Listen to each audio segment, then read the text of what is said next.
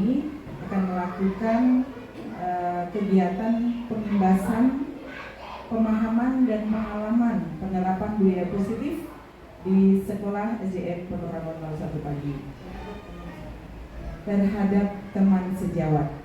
Selamat datang kami ucapkan kepada Ibu Kepala Sekolah, Ibu Hajrah MMPD, dan rekan-rekan guru kelas 1 sampai dengan kelas 6 di ruangan kita yang sejuk ini. Baiklah, acara pada hari ini yang pertama adalah pembukaan, yang kedua paparan dari Ibu Ririn, yang ketiga tanya jawab, yang keempat penguatan dari Kepala Sekolah, yang kelima penutup. Baiklah, Ibu Kepala Sekolah dan Ibu-ibu semuanya, mari kita awali kegiatan pagi ini dengan membaca basmalah. Bismillahirrahmanirrahim. Mudah-mudahan dengan fadilah bacaan basmalah, acara ini dapat berjalan dengan lancar. Baik, acara berikutnya yaitu paparan dari Ibu Ririn Riyadiani Fajarwati SPD. Kepada beliau dipersilakan. Terima kasih kepada Ibu Ririn selaku teman sejawat. Assalamualaikum warahmatullahi wabarakatuh. Yang terhormat Ibu Kepala Sekolah SDN Pondok Rangon 01 Pagi, Ibu Hajrah, dan yang saya hormati Bapak Ibu Guru teman sejawat. Terima kasih atas kehadirannya untuk mendengarkan pengembasan pemahaman dan pengalaman penerapan budaya positif yang akan saya sampaikan sebagai bentuk aksi nyata di modul 1.4. Dalam berjalannya waktu saya sudah melaksanakan kegiatan guru penggerak dari bulan Mei sampai saat ini, sudah melaksanakan modul 1 sampai modul 1.4. Dalam hal ini saya akan membahas beberapa budaya positif. Sebelumnya, selamat datang para guru hebat yang luar biasa. Mari kita belajar serta berkolaborasi, saling mendukung agar terciptanya generasi yang unggul, berprestasi dengan menerapkan budaya disiplin positif dan mewujudkan profil pelajar Pancasila di sekolah kita tercinta. Latar belakang saya akan menyampaikan budaya positif di sini. Sekolah merupakan cerminan tempat yang harus menciptakan iklim pendidikan yang baik, harus menerapkan pembiasaan dan budaya yang baik agar terbiasa seluruh warga sekolah, terutama murid, melaksanakan budaya positif dengan inisiatif dan berkelanjutan. Di era sekarang ini banyak fenomena krisis penurunan karakter, sangat mengkhawatirkan, seperti contoh membuang sampah tidak pada tempatnya, kurang pedulinya terhadap sampah di sekitar kita, tidak memakai pakaian olahraga, contohnya saat pelaksanaan pembelajaran olahraga, ada berkelahi dan perilaku yang kurang sopan, kemudian terlambat datang ke sekolah dan membolos saat pelajaran. Budaya positif sekolah merupakan nilai-nilai yang memiliki keyakinan dan asumsi dasar menumbuh kembangkan nilai-nilai yang diyakini di sekolah.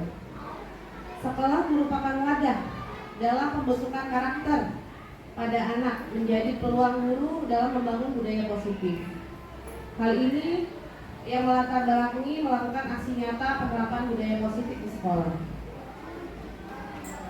Kemudian tujuan untuk saya melaksanakan budaya positif di sekolah, selain sebagai modul yang saya pelajari di modul 1 yang terakhir ini, saya akan membuka memotivasi intrinsik dalam diri murid sehingga mereka akan tumbuh menjadi manusia yang bertanggung jawab, peduli terhadap lingkungan, memiliki inisiatif atau kesadaran yang tinggi, mampu menerapkan kesepakatan kelas yang sudah dibuat, dan berbudi pekerti luhur serta berakhlak mulia. Tolak ukur saya melaksanakan ini, yang pertama pastinya murid dapat menerapkan budaya 5S yang sudah sekolah kita lakukan, kemudian murid datang tepat waktu sesuai dengan jadwal jam sekolah kita. Terus murid dan guru berkolaborasi dalam membuat kesepakatan kelas. Kemudian murid mematuhi tata tertib dan peraturan yang berlaku di sekolah. Kemudian murid memotivasi belajar dan semangat saat mengikuti kegiatan pembelajaran di kelas. Kemudian murid memiliki kesadaran akan kebersihan dan kecintaan terhadap lingkungan sekolah. Kemudian murid memiliki akhlak yang mulia dengan mengikuti kegiatan keagamaan, lalu menumbuhkan kebiasaan-kebiasaan dalam aksi nyata menjadi kebiasaan budaya positif di kelas ataupun di sekolah. Di sini konsep utama modul budaya positif yang ada di aksi nyata ini yaitu perubahan paradigma belajar, lalu motivasi perilaku manusia, keyakinan kelas, kebutuhan dasar manusia, posisi kontrol restitusi, disiplin positif, dan segitiga restitusi. Ya, adapun perubahan paradigma belajar dalam konsep budaya positif. Pembelajaran dengan paradigma baru dirancang untuk lebih menekankan pada peserta didik sebagai manusia yang memiliki potensi, ya, potensi untuk belajar dan berkembang. Kemudian siswa juga harus aktif dalam pencarian dan pengembangan pengetahuan, baik itu secara teknologi ya Bu, ataupun dari kita, dari guru, ya. Lalu kebenaran ilmu tidak terbatas pada apa yang disampaikan oleh guru saja, jadi bukan dari kita aja, dari seluruh sumber, ya Bu. Paradigma baru dirancang berdasarkan prinsip pembelajaran yang berdiferensiasi, sehingga setiap siswa belajar sesuai dengan kebutuhan dari tahap perkembangannya untuk mewujudkan profil pelajar Pancasila. Di sini pendekatan mendidik anak untuk melakukan kontrol diri dan pembentukan kepercayaan diri. Jadi kita harus bisa anak mampu mengontrol diri mereka, ya, untuk dapat membentuk kepercayaan diri. Jadi mereka nggak, Bu saya nggak bisa, Bu saya nggak mampu. Jadi kita harus menumbuhkan rasa percaya diri mereka juga. Kemudian disiplin positif. Disiplin positif merupakan suatu cara penerapan disiplin tanpa kekerasan dan ancaman. Dalam prakteknya melibatkan komunikasi tentang perilaku yang efektif antar guru murid, ya. Jadi contohnya saya nih pembelajaran PJOK. Dulu saya tahu kalau anak salah ya saya hukum push up gitu. Jadi sekarang jadi merubah mindset saya gimana cara menghukum anak, bukan hanya push up aja, tapi kita menghukum anak dengan apa ya, anak itu akan sadar apa salahnya dia dengan misalkan kamu coba misalkan dia tidak pakai baju olahraga Bu, saya tetap bolehin dia masuk. Ya pertama kita harus tahu dulu apa alasannya, apa latar belakangnya dia tidak bisa tidak menggunakan baju olahraga gitu kan. Jadi jangan saya dulu udah kamu pusat dulu 1000 gitu misalkan, padahal nggak 1000, 10. Ya lalu dalam penerapan disiplin ini murid diajak untuk memahami konsekuensi dari perilaku mereka. Selain itu disiplin positif juga mengajarkan murid bertanggung jawab serta memiliki rasa hormat dalam berinteraksi dengan lingkungannya. Jadi disiplin positif merupakan salah satu cara penerapan disiplin yang bertujuan untuk menumbuhkan kesadaran serta berdayakan murid untuk melakukan sesuatu tanpa imbalan, ancaman maupun hukuman. Seperti itu. Nah, di sini yang sudah kita lakukan setiap harinya, ya kita sudah ada, walaupun kita sebenarnya sudah melakukan pembiasaan tersebut, tapi ternyata ilmunya kita belum tahu. Nah itu saya. Makanya saya ikut guru penggerak ini, alhamdulillah yang pembelajaran yang saya nggak dapat di kuliah tuh saya dapat di CGP ini. Ketambahan dengan Bapak Ibu guru mendukung ya apa yang sudah saya lakukan. Alhamdulillah banget, banyak banget ilmu yang saya dapat di sini. Ya, di sini ada penerapan 5S. Salam, sapa, senyum, sopan, santun. Di antaranya bersalaman dengan guru yang biasa kita lakukan. Kemudian nih, ini gerakan aksi nyata yang luar biasa, yang saya pun tidak terpikir awalnya, tapi ternyata rekan guru saya, alhamdulillah memperbolehkan saya untuk melimbaskan atau menumbuh kembangkan kesadaran anak dengan cara meningkatkan gerakan dengan Likubang, ya, serta kepedulian terhadap sampah.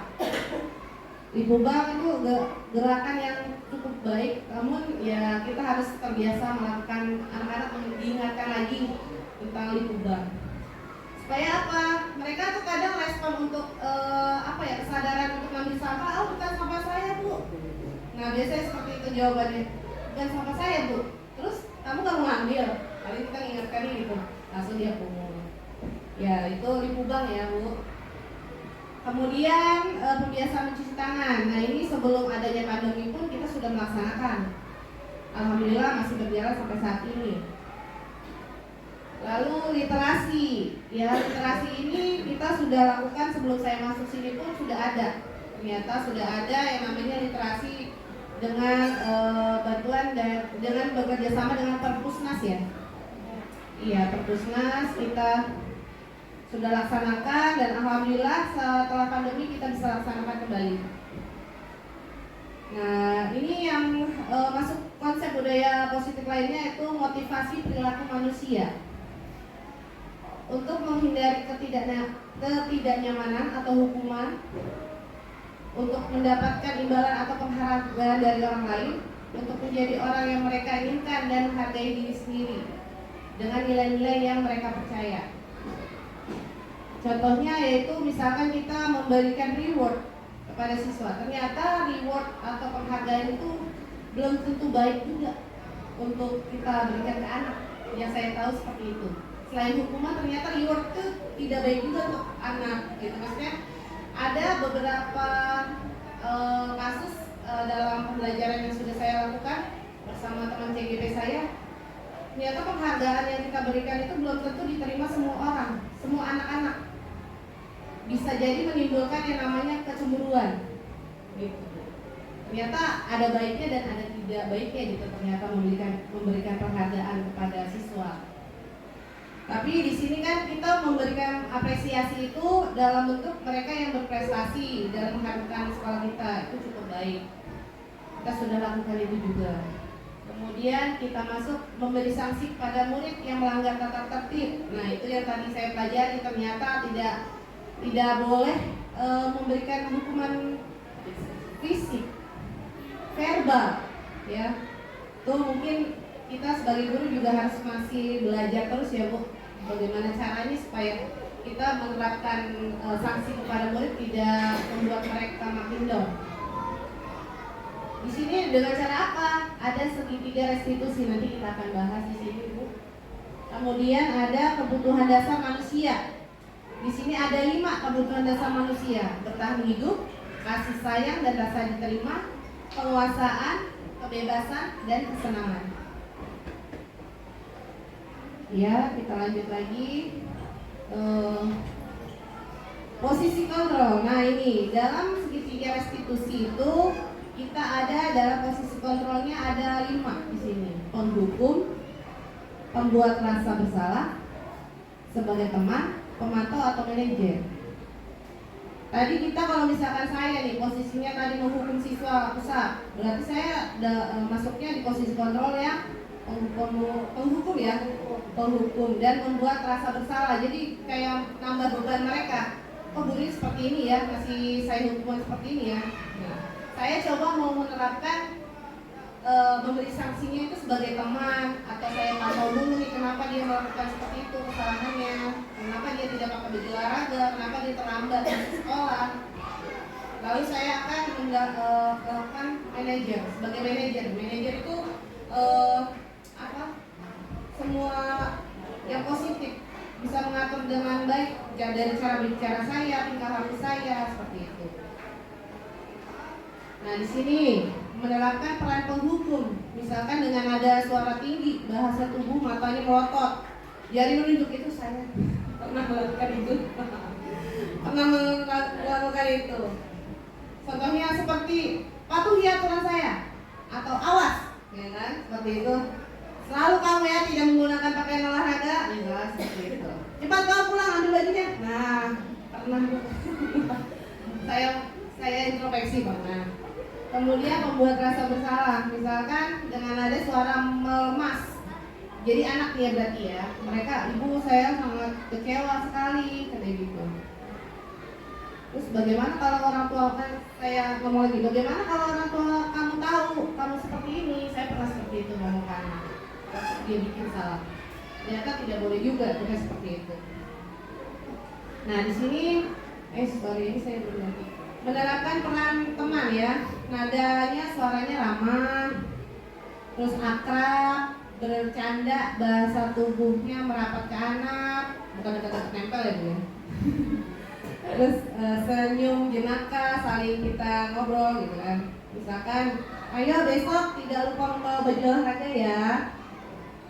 Terus ya sudah, lain kali ini tidak masalah, kamu boleh ikut pembelajaran olahraga.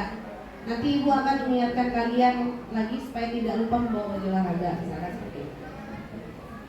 Lalu pemantau, nada suaranya dengan suara datar, bahasa tubuhnya formal. Apa yang sudah kamu lakukan? Sanksi atau konsekuensinya apa? Kita harus tahu. Terus nada manajer, nada suaranya tulus seperti siapa? Seperti ibu-ibu kita di sini. Ya, nada suaranya tulus, bahasa tubuhnya tidak kaku, mendekatkan murid. Contohnya apa, kamu meyakini bahwa ini kamu salah yang kamu lakukan. Terus jika kamu menyakitinya, apa kamu mau memperbaikinya, seperti itu. Jadi kita nggak menekan siswa. Ya, kemudian, nah posisi kontrol restitusi di sini ada 3. Yang pertama, menstabilkan identitas, validasi tindakan yang salah, dan menanyakan keyakinan. Nah ini keyakinan kelas. Saya juga waktu awal melakukan pembelajaran PJOK, pastinya Bapak Ibu guru kelas pun juga melaksanakan ya. Seperti kayak membuat kesepakatan kelas ya, seperti itu. Misalkan memahami pentingnya memiliki keyakinan kelas sebagai fondasi dan arah tujuan sebuah kelas yang akan menjadi landasan dalam memecahkan permasalahan di dalam kelas. Contohnya saya melakukan kesepakatan kelasnya itu, anak yang tidak bawa baju olahraga nanti akan mendapatkan sesuatu, reward. Rewardnya apa? Ya pastinya kita hukuman, cuma kita sebutnya reward, kita ganti gitu bahasanya. Atau yang tidak tidak membawa buku pelajaran, mungkin nanti ada hadiah lain juga, seperti itulah. Nah ini kita keyakinan kelas mengajak seluruh murid untuk dapat selalu melakukan keyakinan sekolah yang tertuang dalam janji siswa. Ya, setiap hari Senin kita bacakan, anak-anak mengulanginya. Selain keyakinan dalam peraturan sekolah juga, anak-anak juga harus tahu apa isi janji siswa. Nah ini saya melakukan kesepakatan kelas pada siswa, ya, supaya mereka paham nanti tanggung jawabnya dalam hal ketertiban dan disiplin positif. Nah ini yang tadi kita sebutkan segitiga restitusi. Di sini pertanyaan dari validasi tindakan yang salah. Contohnya, kamu tentu punya alasan mengapa melakukan itu. Adakah cara yang lebih efektif untuk mendapatkan apa yang kamu butuhkan? Seperti itu. Terus menanyakan keyakinan, misalkan keyakinan kelas apa yang telah kita sepakati. Jadi kita harus review lagi apa yang sudah kita sepakati di awal. Kemudian kamu ini menjadi orang seperti apa? Nah, seperti itu. Dan terakhir, menstabilkan identitas. Setiap orang pasti pernah melakukan kesalahan. Kamu bukan satu-satunya yang pernah melakukannya. Ya, jadi kita tidak perlu bernada yang melotot atau menunjuk seperti itu, Bapak Ibu. Ya, ini contoh-contohnya menstabilkan identitas yang tadi. Berbuat salah itu tidak apa-apa, kata-kata yang tepat dan tidak bikin anak lebih drop lagi, ataupun kita dinilai bukan sebagai guru yang galak atau guru hukum seperti itu. Jadi kata-katanya harus ya kita sesuaikan. Memang kita sudah melakukan mungkin ya Bapak Ibu ya, cuman ya kita ini termasuk di bagian sebelah mana dalam segitiga restitusi kita belum tahu. Itu awalnya saya juga seperti itu. Oke, kita lanjut. Ini nggak usah kita bahas kali ya, Bapak Ibu. Nah, hal yang perlu diperhatikan dalam segitiga restitusi, perilaku salah dikaitkan dengan keyakinan kelas, kesediaan yang bersalah untuk memperbaiki kesalahan, penyelesaian masalah berkaitan dengan permasalahan, perlu ditanyakan waktu untuk memperbaiki kesalahan. Gitu aja Bapak Ibu, terima kasih. Sekian presentasi dari saya untuk pemahaman dan penerapan budaya positif. Semoga apa yang saya sampaikan dapat bermanfaat. Apabila ada yang ditanyakan silahkan. Terima kasih. Terima kasih. Berikan aplaus yang meriah buat Ibu P. Iya. Upin Ipin kepalanya pelontos. Bu Ririn sungguh jos gandos. Iya. Terima kasih kepada Ibu Ririn yang sudah memberikan ilmu ya buat kita. Kita hanya mendengarkan tapi ternyata banyak dapat ilmu juga dari Bu Ririn. Artinya kita berarti sekarang berkolaborasi Bu Ririn ya. Dan saya lihat paparan Bu Ririn top ya. Baik, kita sampai ke sesi yang berikutnya yaitu sesi tanya jawab. Kepada Bapak Ibu yang akan bertanya dipersilakan. Dimulai dari ya Bu Haji Sri dulu. Silakan Bu. Terima kasih untuk saya. Bu Ririn, maaf ya, saya ada kata-kata yang salah, nggak apa-apa gitu kan? Oh gitu. Ya. Kayaknya jadi malah enak berbuat salah dong kalau kayak gitu ya. Terus menegur dengan lembut, padahal anak itu sebetulnya karakternya tidak bisa dilembutkan. Maaf ya, kan juga kadang-kadang orang karakternya beda-beda nih. Ada yang memang dia terbiasa keras dari rumahnya, jadi biasa hati kerasin suara kita. Atau ada juga yang nggak bisa ditegur, lembut aja waktu itu. Kamu salah apa? Udah langsung nangis duluan gitu. Gimana nih caranya supaya kita bisa melakukan koreksi buat anak itu dan memperbaiki kesalahan itu? Baik, terima kasih Bu Sri. Silakan Bu Ririn. Iya, terima kasih Ibu Sri. Ya betul. Jadi kita harus tahu karakter anak. Ya. Dan kenapa saya juga belajar tuh di modul 1.1 ya, yang berkaitan dengan prinsip Ki Hajar Dewantara. Dengan kita harus kepada murid. Pokoknya kita harus menghamba kepada muridnya. Tadi yang Ibu bilang, kenapa sih kita tidak boleh ngomong apa? Kenapa? Biarin aja gitu kan. Ya, jadi kita lihat dulu Bu. Jadi dalam kita mengikuti segitiga restitusi itu, kita juga harus tahu karakter siswanya. Jadi kita nggak boleh nggak harus melulu kita nggak apa-apa. Ya, kita tahu nih anaknya agak gimana ya, kalau kita deketin dia kadang menunjuk gitu. Ada banyak malah ya, apalagi olahraga tuh. Ya balik lagi ke diri kita. Kita sebagai contoh, sebagai guru yang mereka harus panutan bagi mereka ya. Sebagai guru ya kita harus tetap dengan bahasa yang bagus ya Bu. Gitu. Kita harus rangkul dia tetap, kita harus dari hati ke hati gitu, supaya apa yang kita sampaikan walaupun dia nggak terima, kita juga nggak harus ngeluarin nada tinggi gitu Bu. Jadi ya dari segitiga restitusi tadi kita harus tahu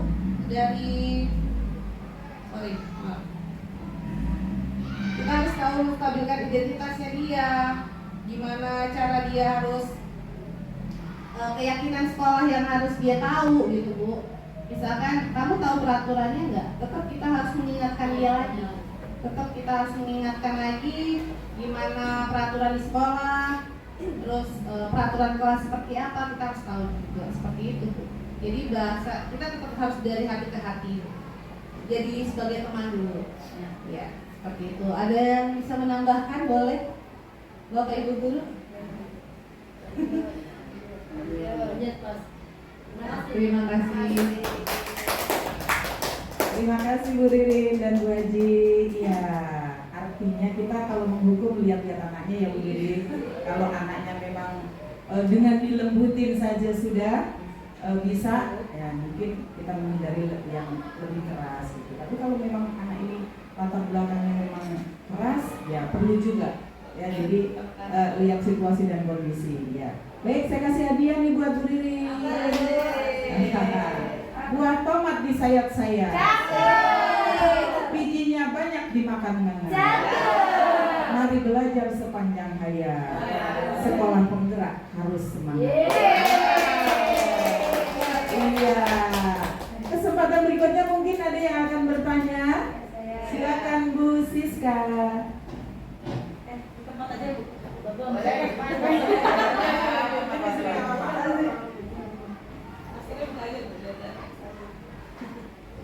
Terima kasih.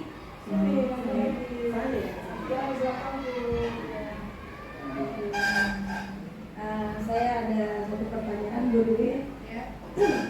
Tadi kan kalau kita misalnya memberikan reward ke anak akan membuat anak ada kesenjangan sosial, ada kesenjangan yang lain, kecemburuan sosial yang lainnya. Nah, untuk Bu Ririn, bagaimana cara Bu Ririn memberikan reward atau penghargaan kepada anak berprestasi atau tidak ada kecemburuan sosial di antara teman yang lainnya? Terima kasih. Ya, makasih Bu. Terima kasih Ibu Siska atas pertanyaannya. Ya, betul. Penghargaan juga akan menimbulkan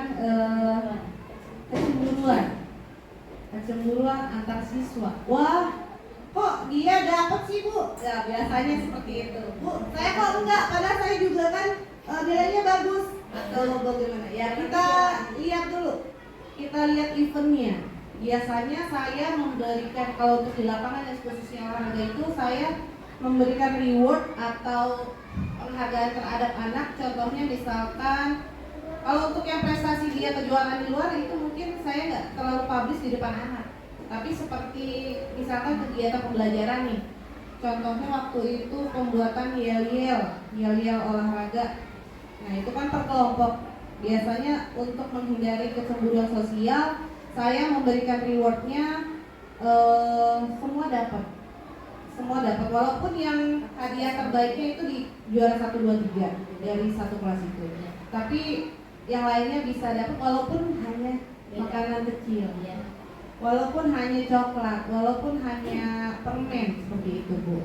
Jadi mereka mereka Bu Ririn ternyata nggak membanding-bandingkan nih. Walaupun yang juara 1, 2, 3 lebih baik, lebih bagus hadiahnya, tapi semuanya dapat seperti itu. Jadi mereka untuk itu menghindari kecemburuan sosialnya seperti itu Bu. Jadi nggak hanya 3 kelompok itu saja, tapi kelompok lain pun yang ikut partisipasi kita kasih penghargaan seperti itu. Baik dengan kata-kata secara verbal ataupun reward kecil yang seperti tadi Bu. Ya Bu Siska. Oke, terima kasih Bu Ririn. Ya, terima kasih. Silakan Ibu Ririn. Cukup kali ya Bu Ririn? Terima kasih kepada Bu Ririn dan Bu Siska. Jadi saya jadi pengen kecil lagi nih, jadi pengen jadi anaknya Bu Ririn. Karena biar nggak itu juga tetap dapat hadiah. Bijaksana sekali Bu Ririn. Ya, berbahagialah yang sudah menjadi muridnya Bu Ririn. Baik, saya rasa sesi tanya jawab sudah cukup. Dan karena itu saya juga ingin memberikan hadiah kepada Bu Ririn sekaligus kepada ibunda kita.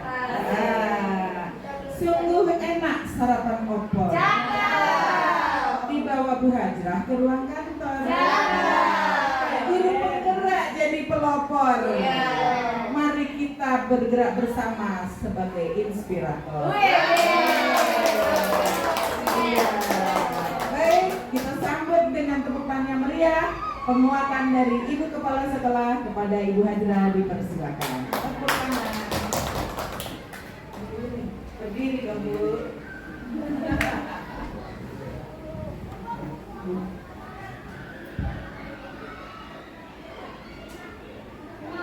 Bismillahirrahmanirrahim.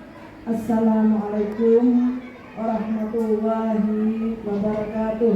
Waalaikumsalam warahmatullahi wabarakatuh. Yang saya hormati Ibu Ririn,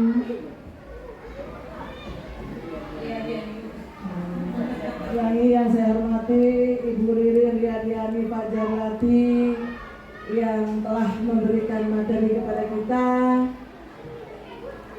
MC kita yang luar biasa dengan pantun-pantunnya, serta teman-teman sejawat yang saya hormati dan saya banggakan. Alhamdulillah, puji syukur kita panjatkan kehadirat Allah Subhanahu wa Ta'ala, karena pada pagi hari ini kita dapat